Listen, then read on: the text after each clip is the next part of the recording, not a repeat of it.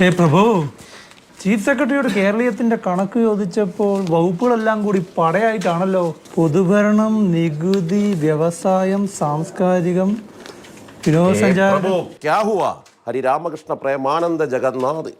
ഇതെന്തുവാ, ക്രിസ്മസ് കാർഡാ അത് new year കാർഡാ?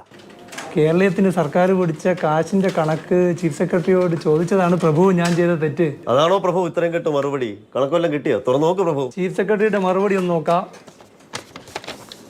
Chief സെക്രട്ടറിയുടെ ഓഫീസിൽ നമ്മൾ ചോദിച്ച കണക്കൊന്നുമില്ല. കളിപ്പിക്കലാണല്ലോ. പ്രഭു നിരാശ വേണ്ട, പൊതുഭരണ വകുപ്പും ധനകാര്യ വകുപ്പും തരും.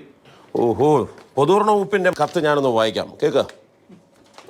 പൊതുഭരണ വകുപ്പിനും ഈ കേരളീയത്തിന്റെ വരചനം കണച്ചു പറ്റിയ കണക്കൊന്നുമില്ല. അവർ പറയുന്നത് ടൂറിസം, വിവര പൊതുസമ്പർക്കം, സാംസ്കാരിക കാര്യം, വ്യവസായം, നികുതി എന്നീ കക്ഷികളോട് ചോദിക്കാനാണ്.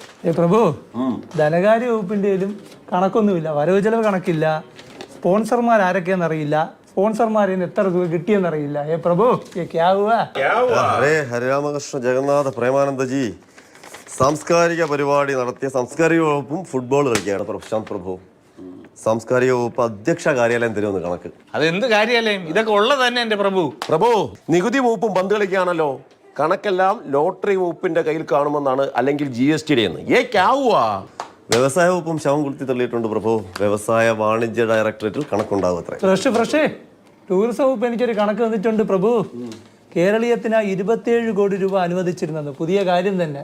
ചക്കയ്ക്ക് ചുക്കെന്ന് മറുപടി. കത്തിഞ്ഞതായി 7 കത്ത് 1, 2, 3. കേരളീയം നടന്നിട്ട് 1 മാസമായി. ഇതുവരെ ഒരു മറുപടിയില്ല. ഹരിരാമകൃഷ്ണ ജഗന്നാഥ പ്രേമാനന്ദ ഒരു കണക്കും സർക്കാർ തന്നിട്ടില്ല.